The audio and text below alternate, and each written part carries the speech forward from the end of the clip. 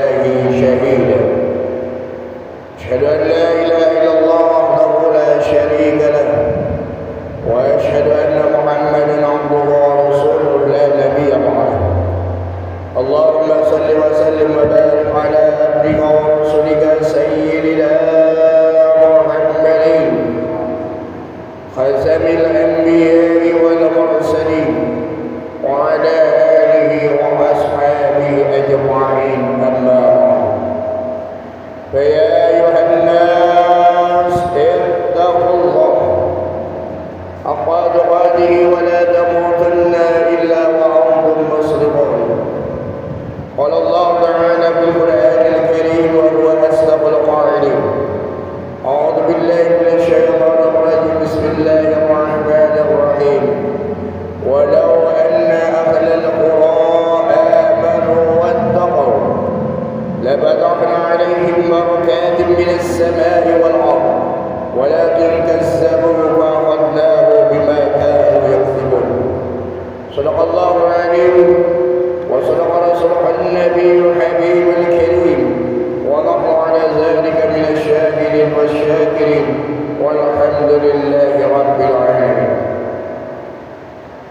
Ma'asyiral muslimin sidang jemaah rahimakumullah. Marilah kita panjatkan puji dan syukur kita ke hadirat Allah Subhanahu wa taala.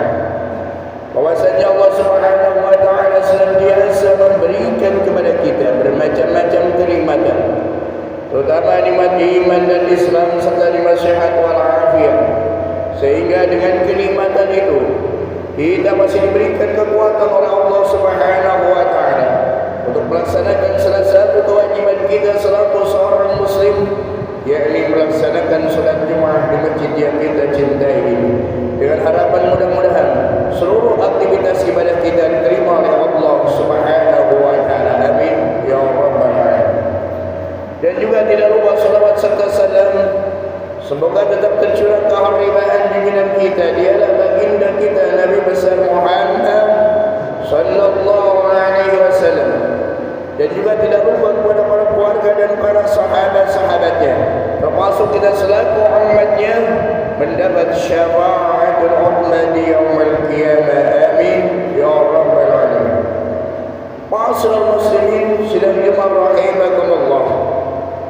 Dari mimbar yang mulia ini saya selaku khatib berwasiat, khususnya kepada pribadi saya, umumnya kepada jemaah sekalian. Marilah kita bersama-sama untuk meningkatkan keimanan dan ketakwaan kita kepada Allah Subhanahu wa taala dengan sebaik-baiknya takwa, yakni imtisalu awamirillah wa istinabun nawahihi, menjalankan segala apa yang diperintahkan oleh Allah Subhanahu wa taala dan menjauhi segala larangannya. Karena dengan keimanan dan ketakwaan kita kepada Allah Subhanahu wa taala, niscaya kita akan mendapatkan kebahagiaan dunia maupun akhirat. Ma'asyiral muslimin rahimakumullah yang dimuliakan oleh Allah Subhanahu wa taala. Rasulullah sallallahu alaihi wasallam bersabda, "Ad-dunya bustan." Dunia ini diibaratkan sebuah kebun. Tazayyana bihanashati asya. Kebun ini akan menjadi indah, kebun ini akan menjadi bagus kecuali dihiasi dengan 5 perkara. 5 perkara yang akan menghiasi dunia ini sehingga dunia ini akan menjadi indah, menjadi bagus. Yang pertama, ilmul ulama. Yang pertama adalah ilmunya para ulama. Kita bersyukur bahwa tentunya para ulama-ulama dalam mereka adalah para cendekiawan. Mereka adalah orang-orang yang diberikan oleh Allah Subhanahu wa taala kepahaman akan ilmu-ilmu agama, yang tentunya pada awalnya adalah ilmu dari Allah Subhanahu wa taala yang diberikan kepada baginda Rasul, terus kepada para sahabat, para tabi'in, dan tentunya sampailah kepada para ulama yang saat ini sampailah kepada para guru-guru kita. Tentunya ulama kita adalah al-ulama warasyadul anbiya, yang mana ulama itu adalah merupakan pewaris para nabi, yang meneruskan estafet kepemimpinan daripada Rasulullah sallallahu alaihi wasallam, yang menyebarkan syiar-syiar Islam. Tentunya yang ulama warasatul anbiya adalah ulama-ulama yang hak dia katakan yang hak, yang batil dia katakan batil. Al ulama warasatul anbiya adalah ulama-ulama yang tidak pernah tergiur dengan jabatan, ulama-ulama yang tidak tergiur dengan harta kekayaan, tapi betul-betul adalah ulama yang betul-betul menjadi ulama yang amanah, yang menyampaikan yang hak adalah hak dan batil adalah batil, tidak ada yang remang-remang. Maka ulama inilah tentunya yang akan menjadi penghias dunia ini. Yang kedua, dunia ini akan menjadi indah jika dihiasi wa adlil umara, adilnya para umara, adilnya para pemimpin. Pemimpin adalah merupakan hal yang sangat penting di dalam masyarakat, dalam keluarga. Karena di tangan pemimpinlah kesejahteraan, di tangan pemimpinlah kebaikan berada. Maka pemimpin yang adil adalah pemimpin yang tentunya yang dirindukan oleh Allah Subhanahu wa taala. Tentunya kita mengharapkan pemimpin-pemimpin kita ke depan adalah pemimpin-pemimpin yang apa yang dicontohkan oleh baginda Rasulullah. Salah satunya pemimpin yang adil adalah pemimpin yang mempunyai sifat-sifat dari warisan Rasulullah sallallahu alaihi wasallam. Yang pertama, pemimpin yang adil adalah pemimpin yang sidik, pemimpin yang jujur, bukan pemimpin yang pembohong. Banyak calon-calon pemimpin, calon-calon legislator kita yang awal-awalnya mengubar berbagai macam janji.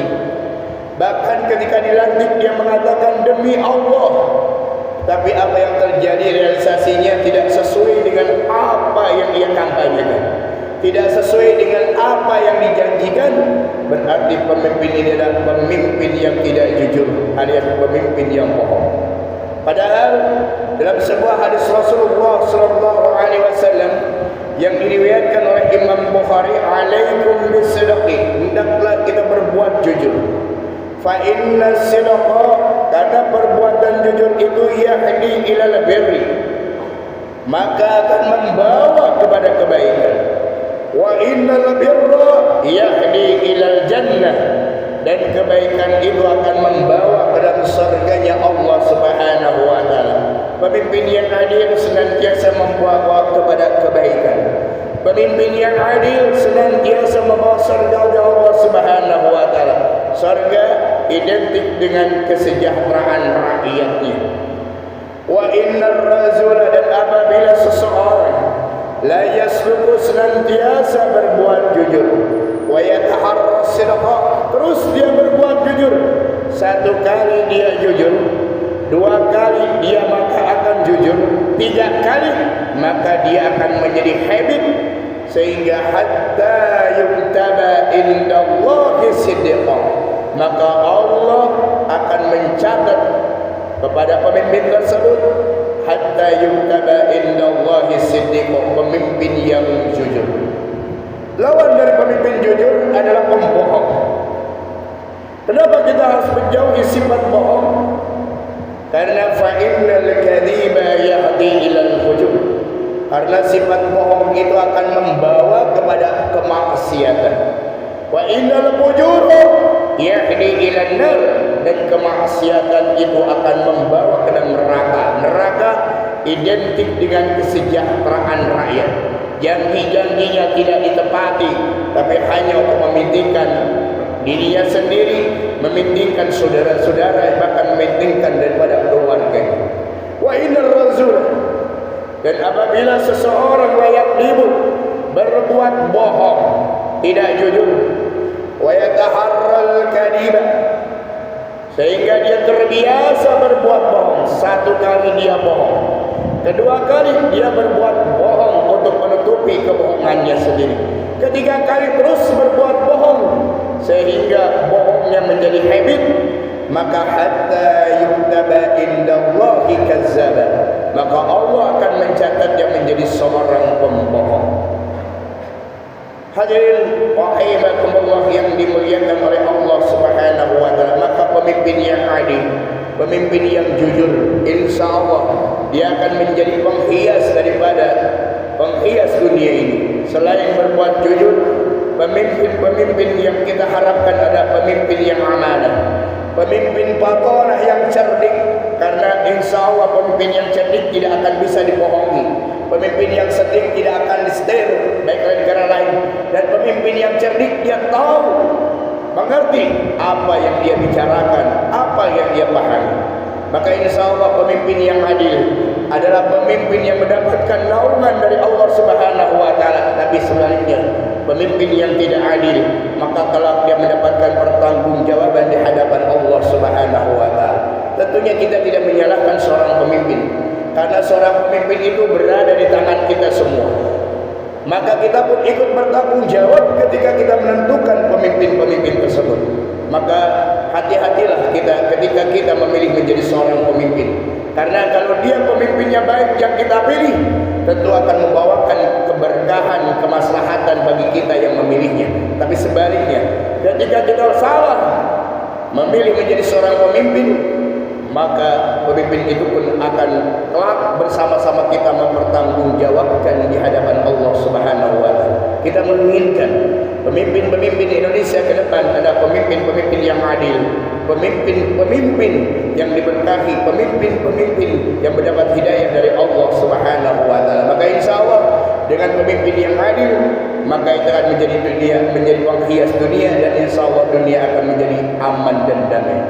Kemudian yang ketiga, yang menjadi penghias dunia ini, wa ibadatul ubad, hamba-hamba Allah yang senantiasa beribadah kepada Allah Subhanahu wa taala. Kita bersyukur kepada Allah.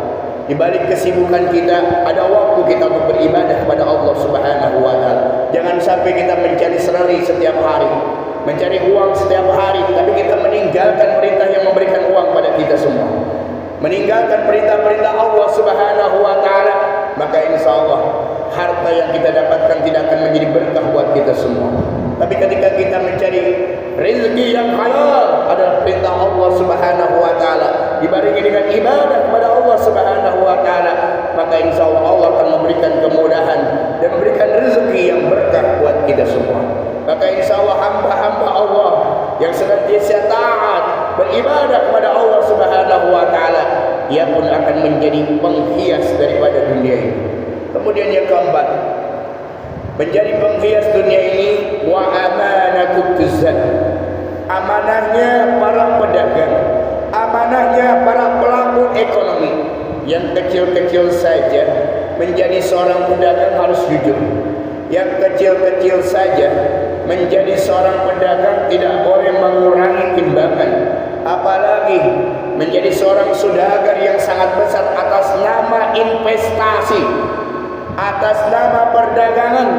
Semuanya itu perdagangan, investasi, seluruhnya itu adalah untuk kemaslahatan umat, untuk kesejahteraan umat, bukan untuk menyengsarakan umat. Jangan sampai terjadi penjajahan terulang pada bangsa kita. Ketika Portugis datang kepada kita berdagang mencari rempah-rempah, ketika Belanda datang kepada kita berdagang dengan POC-nya, tapi lama-kelamaan mereka akan menjadi penjajah atas nama apa? Investasi. Kalau memang investasi untuk kesejahteraan rakyatnya, bukan mengusir rakyatnya, tapi investasi yang untuk kesejahteraan rakyat kita dukung. Tapi investasi yang akan menyengsarakan rakyat, kita wajib menolaknya. Apa yang terjadi saat sekarang ini? Mereka datang kepada kita dengan atas nama investasi, tapi ingat, sejarah menyatakan lama-kelamaan mereka bisa menjajah dan mengusir kita semua. Maka persatuan dan ukhuwah Islamiyah sangat dibutuhkan oleh kita semua. Banyak saudara-saudara di daerah, tapi dengan mereka menolak bersatu, akhirnya mereka pun tidak berdaya untuk melakukannya. Maka wa amanatut tujar, amanahnya para pelaku ekonomi sangat menentukan untuk kesejahteraan kita. Kalau mereka amanah, kalau mereka dengan baik mengelola ekonomi dengan baik, maka insya Allah efeknya akan memberikan kesejahteraan buat kita semua. Atas nama investasi, tapi harga barang-barang mahal. Atas nama investasi, harga BBM pun mahal. Seharusnya kita adalah negara yang kaya raya, tapi mungkin ini tidak diberkahi oleh Allah Subhanahu wa taala. Karena dalam Al-Qur'an, walau anna ahlal qura amanu wattaqau, seandainya penduduk negeri tercinta ini beriman kepada Allah, wattaqau, dan bertakwa kepada Allah, la fatahna alaihim barakatin minas sama'i wal ardh, maka Allah akan membukakan pintu berkah dari langit yang bumi. Apa yang enggak ada di Indonesia? Pertambangan ada di Indonesia, emas ada di Indonesia, sawit ada di Indonesia. Kenapa barang-barang menjadi mahal? Karena tidak sejahteranya rakyat Indonesia, tidak amanahnya yang mengelola ekonomi, sehingga tetap kemiskinan di mana-mana, harga pun mahal. Tapi insya Allah, kalau pemimpin-pemimpin kita yang amanah, insya Allah dia akan amanah juga mengelola ekonomi. Bukan hanya tujuan dia sendiri, bukan hanya tujuan keluarganya, bukan hanya tujuan anak-anaknya, tapi dia memimpin tujuannya adalah lillah, karena Allah, tentunya untuk mensejahterakan rakyatnya. Dan yang terakhir, dunia ini akan menjadi indah. Wa nasihatul muhtarifin, adalah karyawan-karyawan yang disiplin. Kita di Jakarta paling banyak menjadi seorang karyawan. Karyawan disiplin akan meningkatkan etos kerja yang tinggi. Etos kerja yang tinggi maka akan menghasilkan produktivitas yang tinggi. Produktivitas yang tinggi akan kembali lagi kepada para karyawan untuk mendapatkan kesejahteraan. Bukan sebaliknya, karyawan terus bekerja tapi tidak sejahtera. Karyawan bekerja yang tidak bekerja tapi orang lain yang sejahtera. Inilah dengan kita disiplinnya karyawan, saya yakin kita tiap pagi kita take absen dengan stick jari, kita lebih takut daripada bos kita dengan hadir stick jari. Tapi jarang kita tidak takut dengan Allah Subhanahu wa taala. Kalau orang yang disiplin kepada Allah Subhanahu wa taala, ibadahnya dia laksanakan dan sebagainya, maka otomatis menjadi seorang karyawan pun akan menjadi seorang yang disiplin. Kenapa? Karena dia takut kepada Allah, maka dia akan menjadi seorang karyawan yang betul-betul amanah, seorang karyawan yang bertanggung jawab, seorang yang karyawan yang hati-hati, seorang karyawan yang tidak akan menjadi korupsi. Maka karyawan yang disiplin, yang dekat dengan Allah Subhanahu wa taala akan memberikan kesejahteraan. Kalau rakyatnya sejahtera, maka dunia ini akan menjadi aman dan sentosa.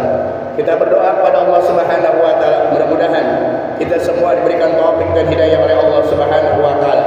Mudah-mudahan Indonesia ke depan menjadi negeri yang baldatun thayyibatun wa rabbun ghafur, negeri yang aman, yang damai. Mudah-mudahan Allah memberikan pemimpin kepada kita yang adil, pemimpin yang amanah, sehingga Indonesia maju dan tentunya dalam lindungan Allah Subhanahu wa taala. Semoga Allah Subhanahu wa taala memberikan rahmat kepada kita semua. Amin ya rabbal alamin. A'udzu billahi minasyaitonir rajim. Bismillahirrahmanirrahim. Wal 'asri innal insana lafi khusrin illa alladziina aamanu wa 'amilus salihati wa tawassaw bil haqqi wa tawassaw bis sabr. Allahu li wa lakum bil Qur'anil 'azim wa nafa'ani wa iyyakum bima fihi min ayati